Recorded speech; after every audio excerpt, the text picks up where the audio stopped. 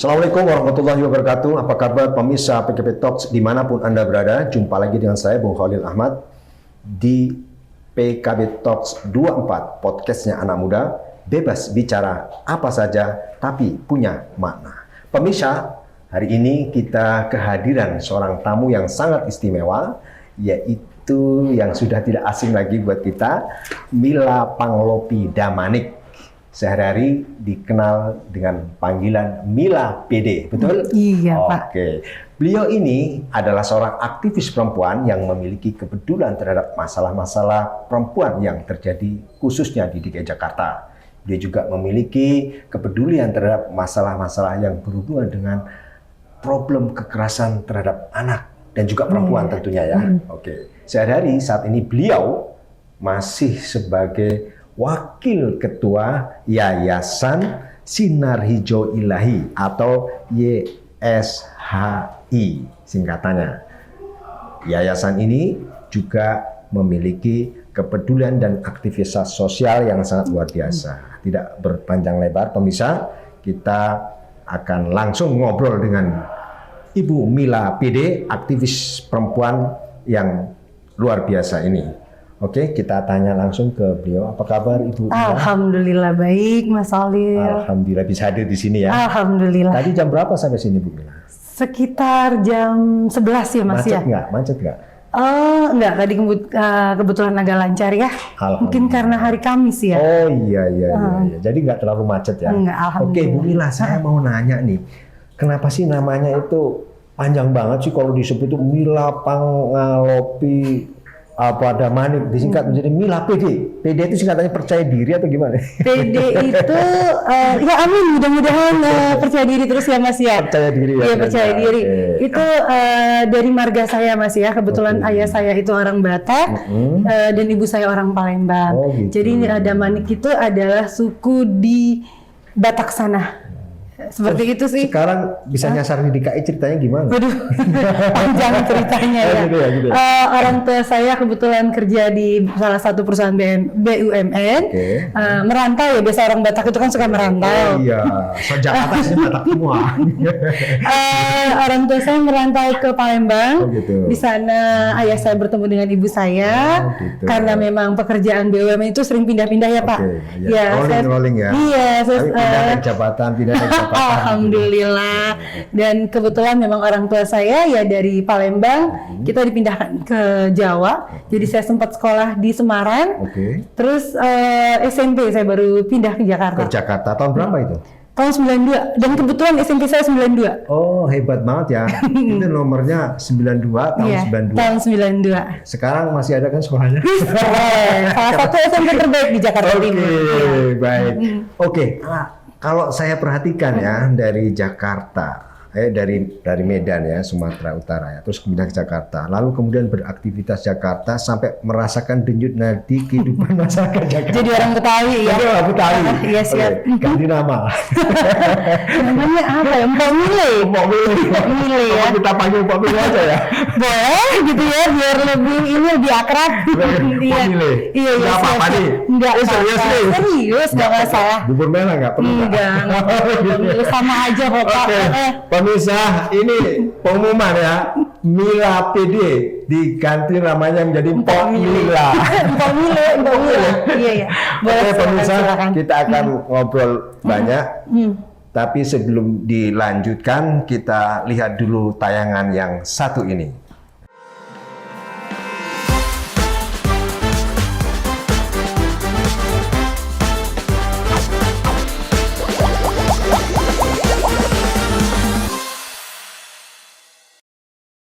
Pemirsa PKP Talk dimanapun Anda berada, kita lanjutkan obrolan santai kita di siang hari ini dengan Pok Mila PD. Kita udah ganti nama, sepakat ya tadi ya, panggilannya Pok Mila PD. Sebagai seorang aktivis perempuan, tentunya kan banyak bertemu dengan perempuan ya, khususnya di wilayah DKI Jakarta Timur. Dan itu biasanya kalau ketemu itu apa yang dikeluhkan? Yang pastinya pemenuhan kebutuhan pokok, sandang, pangan, dan papan. Oke. Nah itu misalnya apa nih? Misalnya apakah hubungannya dengan kenaikan sembako, problem anak sekolah, Yang paling penting di antara dua ini apa yang paling banyak? Yang utama sandang ya. Sandang. Dari ini aja, dari KJP ya. Sekarang untuk mendapatkan bantuan subsidi pemerintah itu syaratnya agak dipersulit ya.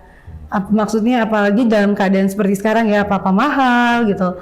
Tadi saja saya baru dapat laporan ada syaratnya dipersulit gitu untuk mendapatkan bantuan pemenuhan kebutuhan pokok. Jadi tadi saya baru itu dari dinas sosial atau dari pemerintah? Dari pemerintah daerah ya. Itu aja untuk apa ya? Untuk pengambilan pangan bersubsidi itu selain susah, untuk barangnya juga jarang tersedia. Itu kurang mencukupi ya, sesuai kebutuhan warga gitu. Iya. Tapi syaratnya dipersulit. Apalagi? Ada penambahan persyaratan seperti 1 hari 1 orang, 1 kartu 3 produk, harus menyediakan KTP dan kartu keluarga. Seperti itu sih, yang mungkin lebih beratnya mungkin 1 kartu 3 produk dan 1 hari 1 orang. Jadi itu menyulitkan ya, buat masyarakat. Buat masyarakat ya, apalagi kadang kesana itu stoknya habis gitu. Seperti itu sih. Jadi kita memang baru nyiapin persyaratan yang dibutuhkan, sampai sana udah habis. Udah habis, seperti itu sih. Jadi memang yang utama itu sandang. Kedua, masalah sekolah ada keluhan nggak? Sejauh ini kan Pemda DKI udah misalnya menyalurkan bantuan lewat KJP dan seterusnya. Itu masih ada keluhan juga dalam penyalurannya. Sepertinya iya ya, karena kita tuh masyarakat di bawah itu ingin pendidikan itu pertama terpenuhi semuanya. Jadi semua itu bisa sekolah. Terus yang kedua, kalau bisa itu beasiswa itu sampai di jenjang yang lebih tinggi sampai S1. Kalau sekarang ini kalau Pemda DKI atau Pemprov itu sampai sampai ya, sampai SMA ya. Belum ada yang sampai S1 ya. Belum ya? Belum. Oke. Baik, kalau gitu saya mau tanya lagi nih. Selain masalah tadi ya, pangan, sandang, papan, ada nggak kasus di lapangan yang ditemui misalnya ada kekerasan rumah tangga yang dikeluhkan oleh mereka itu? Laporan-laporan untuk kekerasan dalam rumah tangga itu banyak sekali. KDRT itu nggak hanya terjadi pada anak ataupun istri, tapi juga bisa terjadi pada pekerja dalam rumah tangga, terutama perempuan. Kekerasan itu bisa fisik, psikis, seksual maupun penelantaran. Nah, di situ memang perlunya perda-perda, terutama DKI ya, yang menyuarakan perempuan dan harusnya lebih berpihak kepada kepentingan perempuan. Nah ini kan nggak bisa kalau cuma nyuara-nyuara gini, harus lewat jalur politik dong, kebijakan politik. Iya, sepertinya seperti itu ya. Kalau gitu harus jadi anggota dewan. Amin. Oke, saya mau tanya lagi, Pumpung belum lupa ini ya. Jadi kalau turun ke masyarakat gitu ya, ini kan keluhan-keluhan KDRT itu terjadi itu, misalnya tadi itu rumah tangga itu, pekerja rumah tangga itu konflik antar misalnya pembantu sama majikannya atau rumah tangga antar ayah dan ibu atau suami dan istri gitu. Ya banyak sekali sih laporan-laporannya, cuma mungkin memang sampai saat ini memang kita agak kesulitan ya untuk meneruskan laporan-laporan tersebut.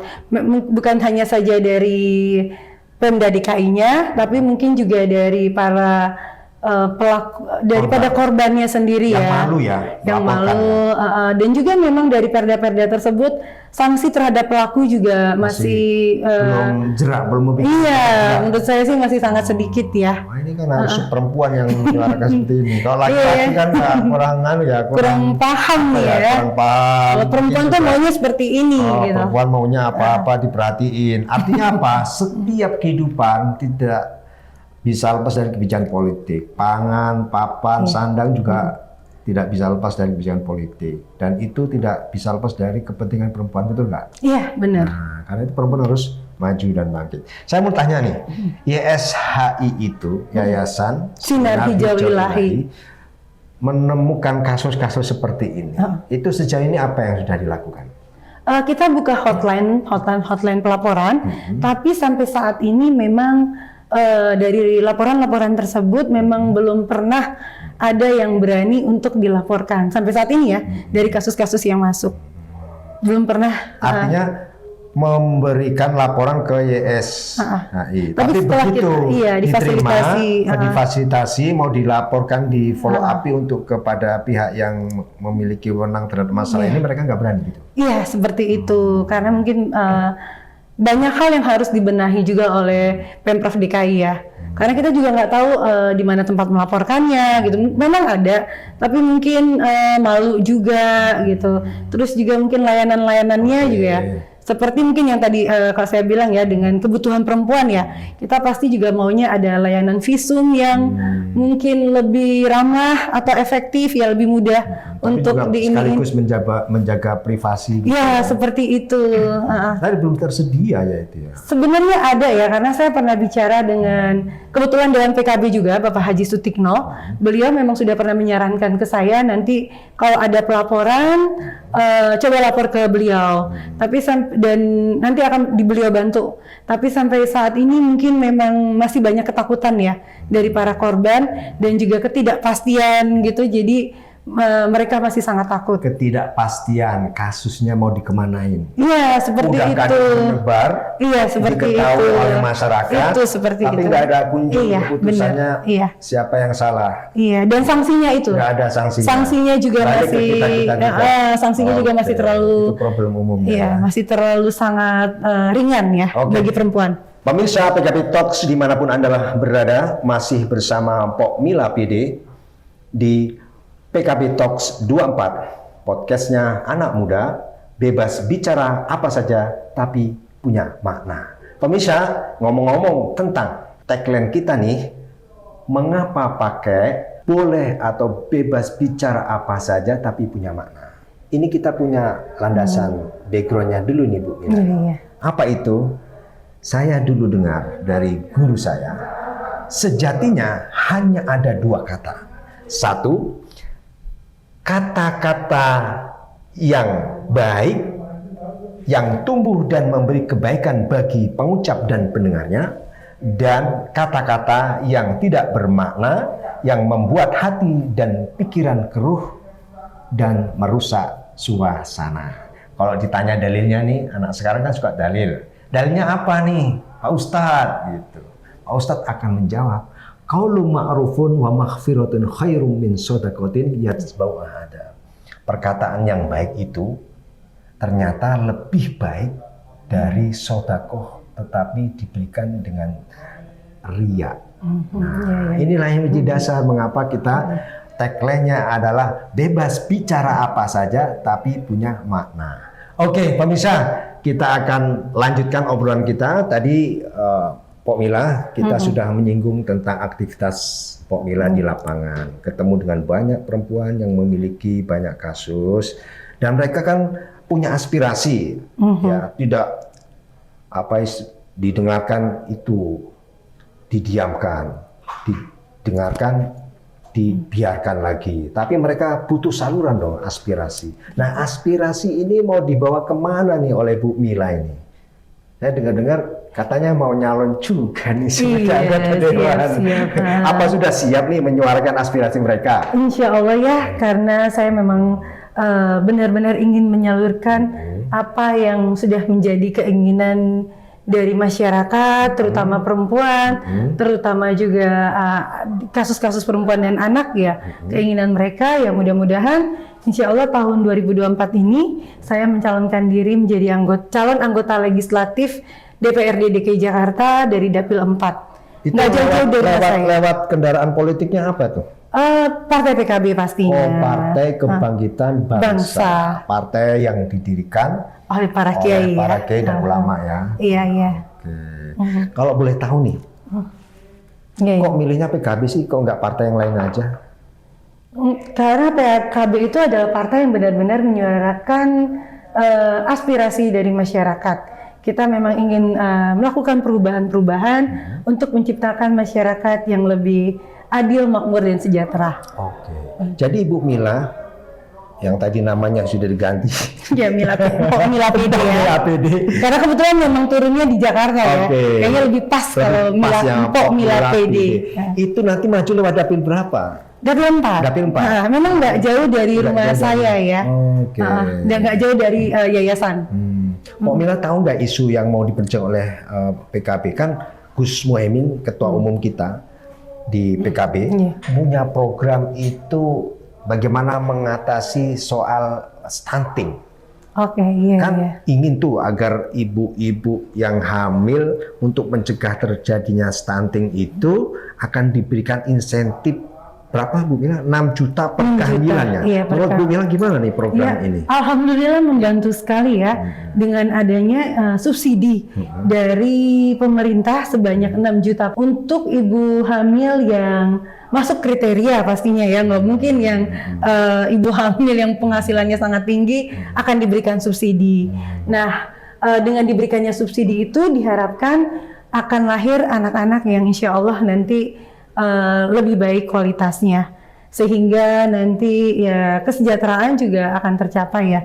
Oke, jadi itu memang program yang disiapkan untuk mengatasi stunting dari akarnya ya, dari akarnya. Iya, dengan menggunakan anggaran negara ya. Alhamdulillah setelah dihitung-hitung ya, kalau nggak salah itu kampanyenya Gus Muhaimin ya, beliau akan mencalonkan diri menjadi calon wakil presiden 2024 bersama Bapak Anies Baswedan ya. Mengusung tema perubahan. Koalisi perubahan. Koalisi perubahan bersama Nasdem. Bersama Nasdem dan PKS ya. Ya, alhamdulillah.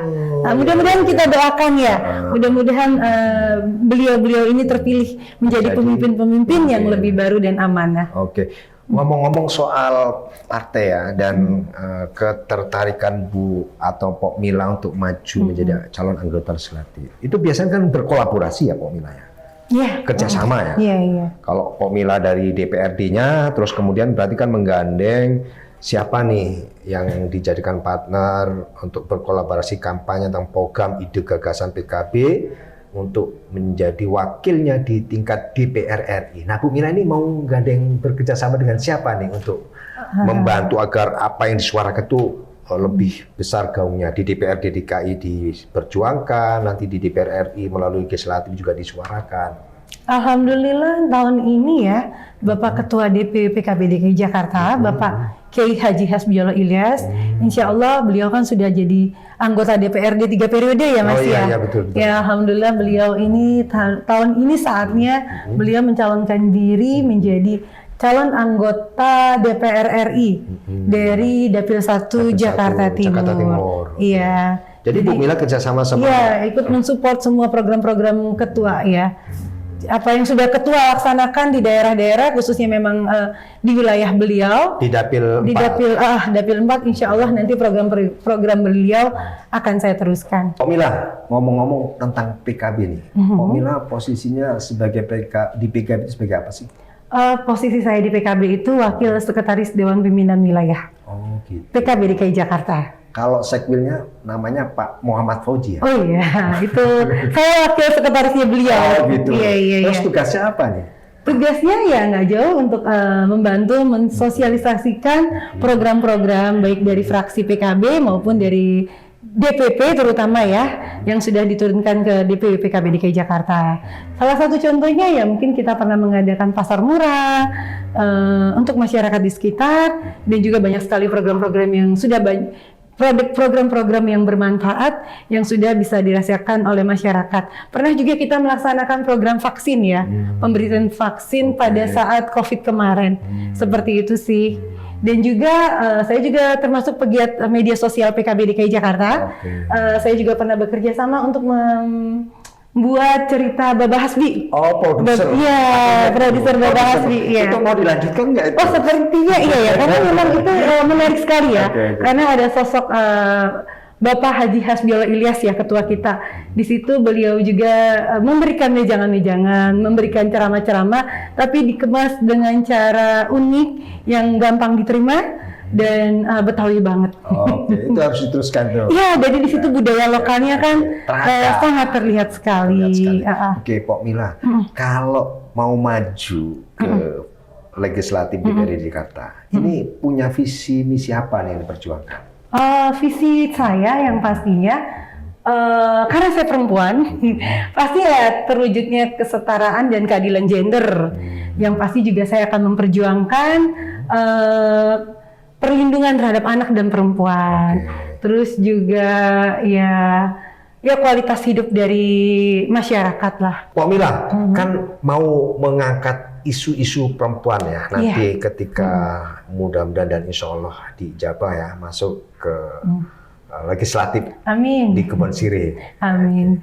Itu berarti sudah siap betul ya apa yang mau perjuangkan ya. Iya, insya Allah siap. Oke. Karena banyak sekali aspirasi-aspirasi dari masyarakat. Dan jangan lupa Pok Mila, setiap hal yang berkaitan dengan kebijakan politik biasanya selalu berhubungan dengan perempuan. Misalnya tentang pendidikan, siapa yang melaksanakan kalau nggak perempuan? Ngantar anak, pendidikan, pusing nggak orang perempuan? Benar. Harga sembako yang tidak menentu, yang ya kan? paling protes pasti emak-emak ya. Terus minyak kadang langka. Iya, benar. Nah itu gimana? Kan harus diperjuangkan agar kebijakan di tingkat Pemprov DKI Jakarta betul-betul berpihak kepada kaum perempuan. Betul nggak? Pastinya, ya mudah-mudahan ya perempuan itu harus pilih perempuan. Jadi pilih perempuan ya, jangan lupa. Ya kita, ya tadi seperti saya bilang, ya saya akan benar-benar serius untuk memperjuangkan aspirasi perempuan sehingga mudah-mudahan nanti akan akhir perda-perda di DKI Jakarta ini yang perda mengenai perempuan yang lebih berpihak kepada kepentingan perempuan. Oke, pemirsa PKB Talks dimanapun Anda berada, semakin menarik nih obrolan kita dengan Pok Mila, seorang aktivis perempuan yang sudah tidak asing lagi. Kalau Anda ingin mengecek aktivitas beliau, ada di sosial media. Ada, siap. Mila PD. Mila Pangalopidah Manik. Oke, itu panjangnya. Cari di Facebook, ada. Jumpai ada dia. Semua langsung di like semuanya ya. Siap. Pemirsa PKB Talks, dimanapun Anda berada, kita lanjutkan obrolan di siang hari ini dengan Pok Mila, seorang aktivis perempuan. Tadi sudah menyinggung tentang politik dan beliau sudah mengikrarkan diri untuk mencalonkan diri sebagai seorang calon anggota legislatif dari Partai Kebangkitan Bangsa di Dapil 4 ya. Dapil 4. Dapil 4 itu mana aja sih? Cakung, Pulau Gadung, Matraman. Oke, 3 kecamatan. 3 kecamatan. Yakin tuh? Yakin, insya Allah. Oke. Nah, karena beliau ini perempuan dan selama ini berkecimpung di dalam aktivitas membantu advokasi, pendampingan, edukasi tentang keperempuanan, maka nggak ada salah dong kalau kita minta nih sebagai seorang pendamping, sebagai seorang pengayom dan seorang advokasi di bidang keperempuanan untuk menyampaikan pesannya terhadap kaum perempuan. Boleh dong Bu Pok Mila? Iya, Pok Mila loh ini, Pok Mila. Pok Mila ya. Betawi asli. Alhamdulillah ya, karena kan kita memang ada di sini ya. Kita menyesuaikan saja dengan di sini. Mungkin untuk sedikit pesan saya untuk perempuan-perempuan hebat di luar sana.